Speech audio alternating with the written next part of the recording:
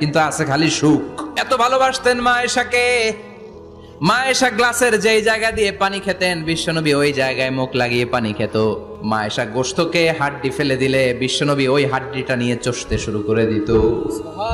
এক বালতি থেকে পানি নিয়ে দুইজনে গোসল করত। আবার বিশ্বনবীর সাথে সাথে মাঝে মাঝে বায়না ধরতো, মাঝে মাঝে রাগও করতো। বিশ্বনবী বলেন, আয়েশা কখন তুমি রাগ করো, কখন তুমি আমারে ভালোবাসো আমি বুঝি। মা আয়েশা বললেন, কেমনে বোঝেন?